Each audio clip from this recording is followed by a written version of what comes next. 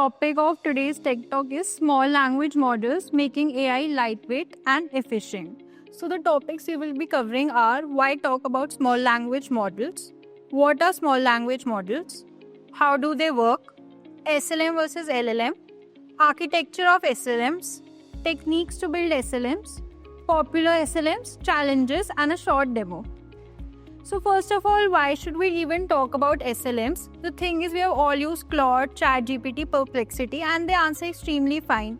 So what is the even need of using small language models? To think about running 70 billion parameters just to answer a simple query.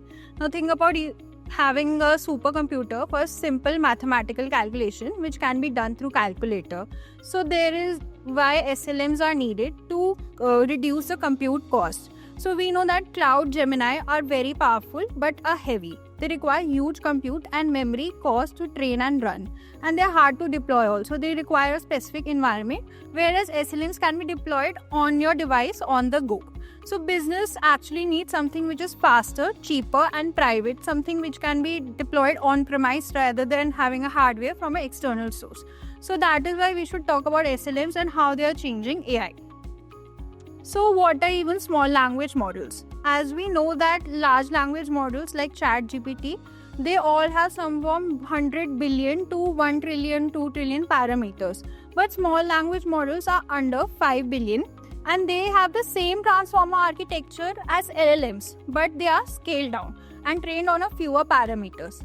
They are trained for specific domain focus. Like some SLMs are just trained for healthcare, some are just trained for NLP and reasoning, and other are just trained for business needs. So these are faster, cheaper, energy efficient to deploy. So they're ideal for on-device or edge applications. So how do small language models actually work? So we can think of this as 4-layer architecture, 4-layer pattern. First we have the transformer architecture, which is same as of LLM. Then we have distillation layer, quantization, followed by pruning layer. And in the end, we have the output layer, which is trained on the synthetic data and helps us to predict the output. Now, there's a quick comparison between SLMs and LLMs. So there are size and parameters. So billion to hundreds of billion for large language model, and for small language model, there are millions to a few billions. The training data is vast and general purpose, but for small language models, it is very smaller and domain specific.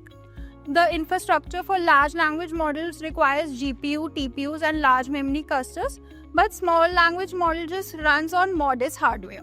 The speed and latency obviously in small language model is less as compared to large language model. Energy and cost efficiency is more in SLMs. Capabilities of SLMs as compared to LLMs are constrained because SLMs are trained on smaller data set for a specific purpose, but LLMs are trained on broad knowledge. Then we have customization. LLMs are harder and expensive. SLMs are easier and to fine-tune. And use cases can be like ChatGPT, Claude can be used for all purposes, but SLMs cannot be only used for specific purposes. Now we'll move to architecture of small language models. We have been hearing this word transformer architecture multiple times, but what is actually transformer architecture? So think about you entering something into a model and querying the model and waiting for the reply. So in between, the first layer comes as input encoding layer. So what does the layer do is converts the words into numbers. It maps all the words to numbers. After it is mapped to number, we have position encoding layer. It places all the numbers in a particular sequence in which the model can understand what comes first and after that. Once we have placed, position and map all the numbers, then comes the self-attention part. In this, the model actually tries to figure out the main subject of what the person is querying or trying to talk about. Once the model has figured out the main purpose of the query, it puts the query to a feed-forward neural network. In the feed-forward neural network, it tries to get an answer from all the data it has trained. Once it tries to get an answer, the answer formed is not perfect and ready to be shown to a person. In between this, we have a normalization layer, which normalizes the output created by the model and then it is showed to us. So these are the few techniques or used in the architecture. Now after this, the other three are distillation, pruning and quantization. Below the transformer layer lies the distillation, pruning and quantization. So for transformer architecture, we can think like ChatGPT almost has 96 transformer layers and several thousand attention heads, which means that one query is being run 96 times in a cycle to get the answer. Whereas in SLMs, we only have 14 to 24 transformer layers, which means to get an answer, only 14 times the query is being run to get the perfect output. So we can see how significantly the cost will be reduced if we use a small language model. And for just health, if somebody works in a hospital and needs to only query about healthcare purposes, so it is not necessary always to use ChatGPT, which has all the data about everything. A model just specific for healthcare can be trained, and which will provide a cheaper cost and much faster output. Now we'll use some techniques that are used to build small language model. So first is distillation. Now think of a teacher student. We all try to learn from our teacher and mimic her behavior. But we don't have all the knowledge data sets which she has. We just try to learn from limited parameters and then try to form an answer mimic whatever she has taught us. So think of a model learning from ChatGPT 4, just trying to mimic its behavior, but is trained on a fewer parameters. That's where distillation comes into use in SLMs. Then we have quantization. Quantization is storing the tokens or the number of parameters into smaller bits. Usually it is stored in 32 bits for large language models. We bring that size to 8 bits or 4 bits. But what happened in this, that we definitely lose on the precision of small language models. That's as a part of limitation of SLM. But definitely reducing the number of bits gives us faster precision and reduces the cost. So this question arises many times. So what do SLMs do in order to get a better answer? So fine tuning is one such technique which is incorporated with this to get a better answer, and the number of cycles can be sometimes being increased or even reduced to reduce hallucination in the product. Then the last step is pruning, where we remove the unnecessary weights from the model. So there are some parameters or things which are not necessary for the model to answer a specific question. At the end, the pruning removes the non-necessary attention heads, and only critical attention heads are retained in the model. Now some of the popular small language models, which we most probably don't use and heavily rely on ChatGPT and Claude for our answers. So Microsoft Phi 3 Mini is a small language model, and it is only about 3.8 billion parameters. It is compact, reasoning optimized model. It outperforms larger model and is great for on-device model. Then we have Google Gemma, which is open weight and developer friendly. It is focused on research and inference and is trained using ethical high quality data sets. After this we have Tiny Llama, which has just 1.1 billion parameters, and it has trained on 1 trillion tokens, which is a number of words of the data set given. It is extremely efficient, a small performance to size ratio, and is fully open source. You can use it from Hugging Face library. And at the last, we have DistilBERT, which is a classic example of small transformer. It is perfect for tasks such as NLP and QA, and it is foundation for small modern SLMs. Now, what are the challenges actually faced in SLMs? If they are so great, then why the industry is not using it? Why we are heavily relying on ChatGPT or other large language models to get the answer? So the answer, it struggles with multi-step abstraction and reasoning. We can see that some models give us step-by-step reasoning and can make inference from whatever data points we have put in. But small language models are not that accurate, since we have reduced the precision of that, and they struggle to give us reasoning at each step. Then they have a narrow knowledge scope. As we said in distillation, we try to reduce the number of parameters, which does not give the model a full context or full knowledge of what is being asked, and to form an answer which is actually accurate. Then hallucination and accuracy issues.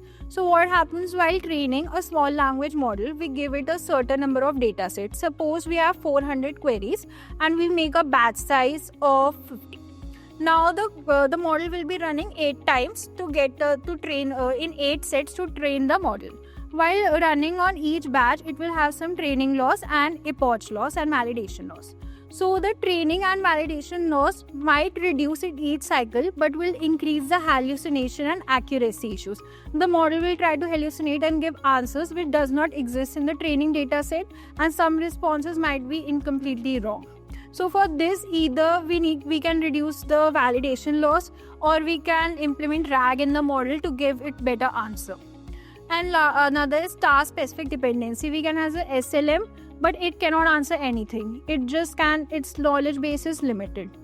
And at the end, it's evaluation and benchmarking challenges. Since SLMs can't be measured in the term of usefulness versus accuracy, it can be useful but not accurate.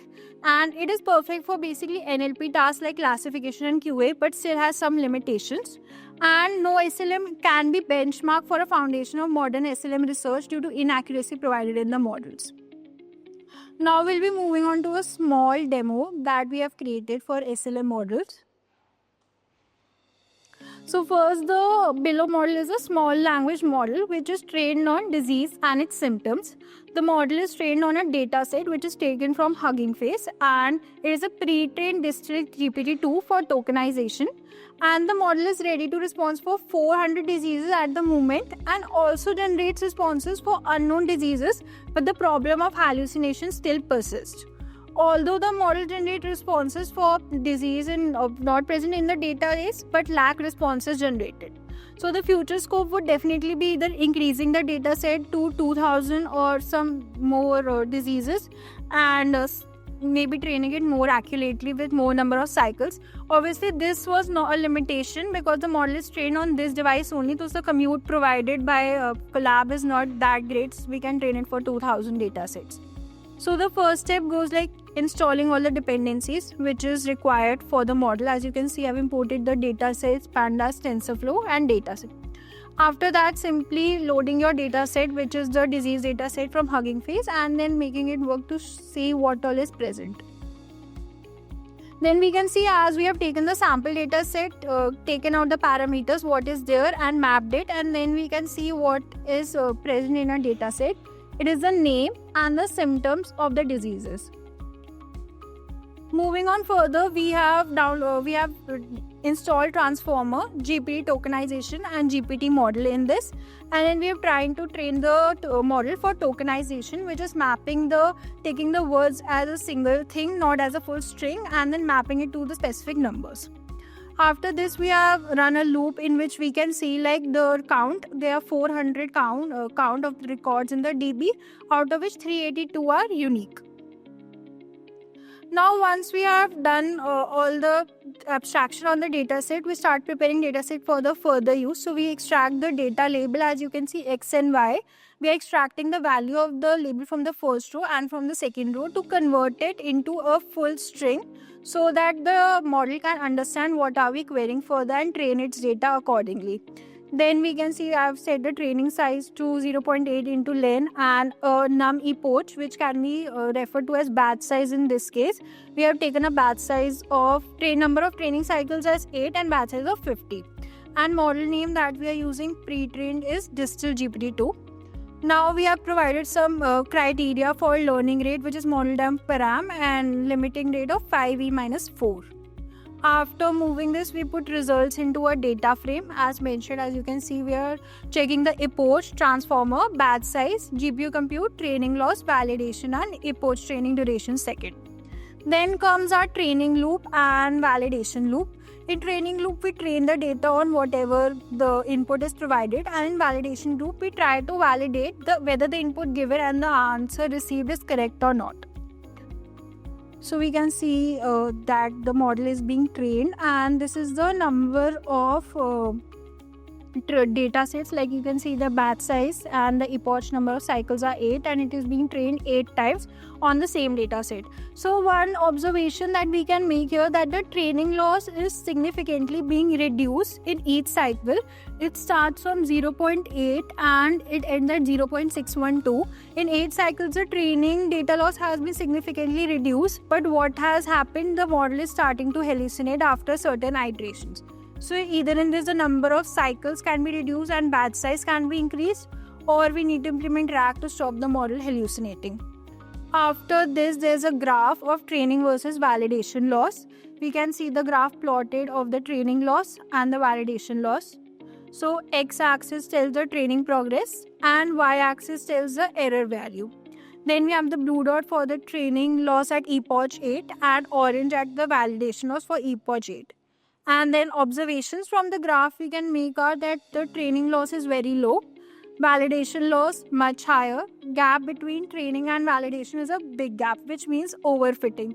So SLMs generally have the problem of overfitting or underfitting of the data. They are not able to find the perfect line of fitting between both. So for this, as we discussed, some techniques can be implemented. Now we can see we have queried the model for input string depression, which is a disease present in the data set.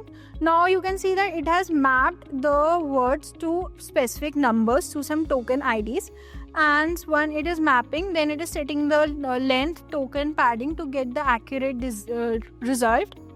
Then we have the answer mapped to certain numbers, decoded output, and the decoded output depends on specific symptom, anxiety and sweating. While this response is correct for the model, but it will hallucinate if you ask something which is not present in the database. And one limitation to this model is the sentences are not complete. Sometimes they are cut midway because of the number of tokens which are set. So that's all. Thank you.